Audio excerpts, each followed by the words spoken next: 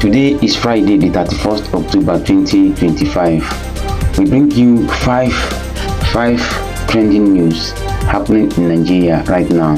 Tinubu government approves 15% fuel import duty, moves to give Dangote Refinery advantage over independent marketers. House of Reps approves Tinubu's $2.35 billion loan request, $500 million Sukuk plan.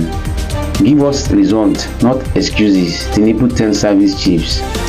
New Nigerian Army chief redeploys senior officers.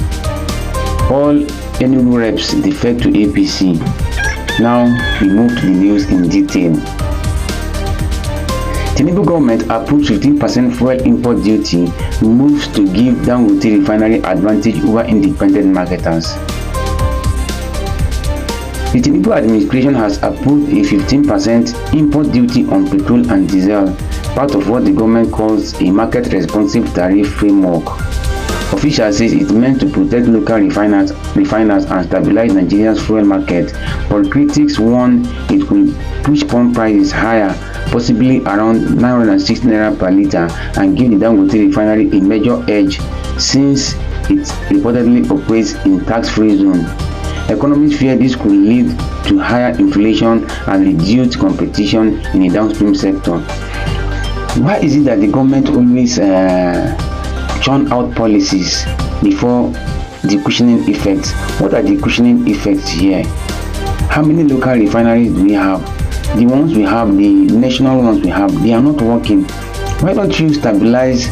Why don't you allow us to have sufficient fuel production in the country that is sufficient for all of us before bringing out this policy? Certainly it is going to jack up the prices because the production of the local refineries is not yet equal to the local demand.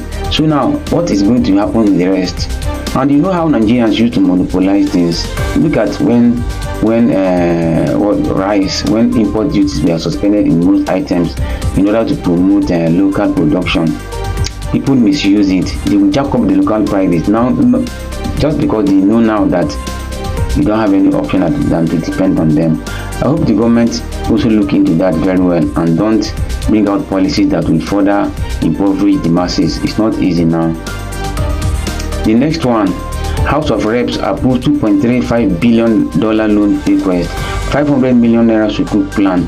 Nigeria's House of Representatives has approved President Bola Tinubu's request to borrow $2.35 billion to help finance 2025 budget deficit. The approval also includes plans to issue $500 million sovereign Sukuk, Nigeria's first international Islamic bond aimed at funding key infrastructure projects. According to lawmakers, the funds will help finance the 9.27 trillion naira deficit, refinance Nigeria's maturing Eurobond, and expand access to international funding sources. Officials say the move will help stabilize the economy and attract new investors, though some experts have raised concerns about Nigeria's growing debt levels. This is clear. We continue to borrow money, and yet we continue to bring out taxes and a lot of policies that we don't that we said will make Nigeria have enough funds. Removal of fuel subsidy, floating of the naira, and a lot of policies, and increase in different taxes that we're already facing. Especially every day now, I receive alert as early as possible when I on my phone about what do you call it, electronic transfer. So all those ones are, at least our funds are accruing to the government, but we don't understand. They know better. We just hope that it is for the betterment of the country. Give us results, not excuses, Tinubu tells service chiefs. President Bola Tinubu has charged Nigeria's new service chiefs to deliver results, not excuses, in the fight against insecurity. Speaking at their decoration ceremony in Abuja, Tinubu said Nigeria is in a hurry to celebrate peace and urged the new military leaders to act decisively against emerging armed groups in parts of the country. The president reaffirmed his support for the military and emphasized the use of technology, teamwork, and innovation to restore lasting peace. The new service chiefs, General Olufemi Oluyode, Lieutenant General Wahidi Shuaibu, Vice Admiral Idi Abbas, and Air Marshal Sunday Aneke all pledged loyalty and promised to strengthen security, welfare, and discipline across the armed forces. Yes, the president have given you the mandate now, although the insecurity in Nigeria is not clearly in the hands of the military. Yes, there are certain things like when you come to Boko Haram, yeah, the military can really fight them, because if you look at the formation of Boko Haram, most local communities are not longer backing them. But when it comes to banditry, Boko Haram, we can say they are orphans. But banditry, they are not orphans. Their father, their uncle, their great-grandfathers, their even stepfathers are all involved. They have sympathy for their plights. You see, what I mean is that the traditional institutions, the political institutions, the administrative institutions, the executive institutions, and even the elites from this tribe, they have sympathy for these people, in that some of them feel that they are fighting for their right and they have been unjustly treated in the Nigerian state. Therefore, whatever they do, you see, most of the time they come out to say, no, they should dialogue with them, that they have been cheated, they have been this and that. That is what's going on in the north. If you really look at it, then how do you think the military is going to use military force, brute force, to tackle such kind of menace? If the president really wants to look into this, he has to call stakeholders in the north, let them come up with a solution to all these things. It is not, the military cannot really cover everything. And another fear again is collateral damage. Most people in the north feel that when the military come to fight the bandits, they don't differentiate innocent herders from the armed bandits.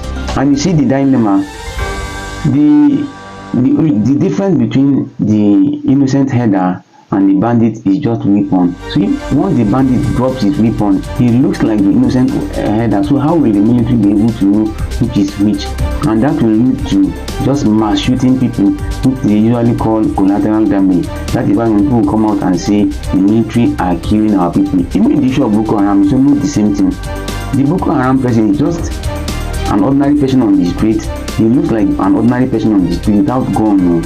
So he might just hide his gun somewhere, and when you want to act, he picks his gun. And how many people will the military kill? It's more than just the military. It's not easy. The crisis in the north is deeper than the military can just handle with own force. I hope we look into that too. Let us move to the next one. New Nigerian Army Chief redeploys senior officers. The new Chief of Army Staff, Lieutenant General Waide Shaibu, has announced a major reshuffle in the Nigerian Army. This move, according to the Army, is aimed at strengthening leadership, improving command structures, and boosting overall operational effectiveness.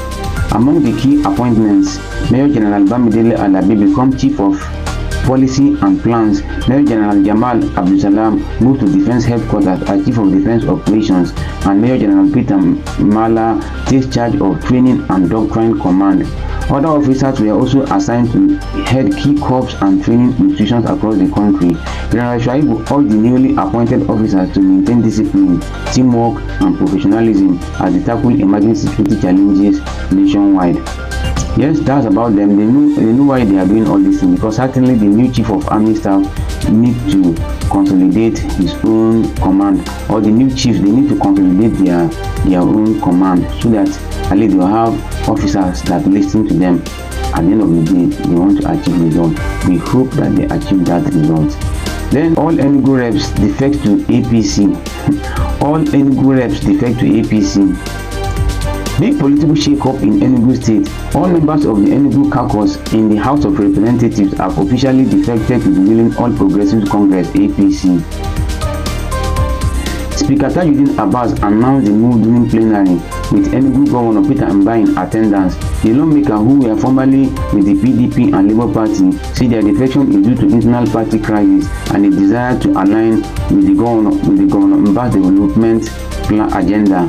Their spokesperson, Nolin Naji, described the move as a bold step into the future, aimed at bringing more projects, jobs, and growth to Enugu State. With this, the APC now conclude the entire Enugu delegation in the House of Representatives. Defections here and there, and this is against the 1999 Constitution. Let me read the section that it's against it. Let me read it for you. For legislators, Section 68, subsection 1G for the National Assembly, and 109, subsection 1G for the State House of Assembly of 1999 Constitution say that a member of the legislature must vacate their seat if they defect from the party they were elected on. Further explanation to this means that only when there is clear division in the party. Presently, there have not been official division in the PDP and LP, most major opposition parties. When it happened in 2014, when the 2013 leading to 2015 election, when during the formation of the APC, the new PDP were formed, headed by Atiku Abubakar, then again Bukola Saraki. But then one man from Para, forgotten his name, that was their chairman that time. You see, there was clear division. That was why they were able to defect in mass to the APC. Now tell me, where is the clear division in the PDP, if not internal wrangling? That is why I usually say kudos to some statesmen like this Sule Lamido of Jigawa. He has been in PDP since 1999. He has never defected. I know now again they are trying to even stop him from contesting the chairmanship position. Another one is, you see, Bola Tinubu has been in PDP. Yes, the present president Tinubu has not really defected from any party. He has just, merged his party. It was an alliance. APC was an alliance of different political parties, which means there was no division in the ACN. They just moved it to the APC. Another person again, don't laugh, BK. I know, although BK is in PDP, it's just like a picture, an image where I saw a plantain growing in another compound, but bearing fruit in another compound. That is what BK is doing. If not, if he has not really left the PDP since 1999. So this defection, and even though it's against the constitution, was supported by the legislators that are what? The lawmakers. Is a disservice to the nation. I say disservice to the nation, to the 1999 constitution. You are the lawmakers, don't be the lawbreakers. Follow for more. October 31st, 2025.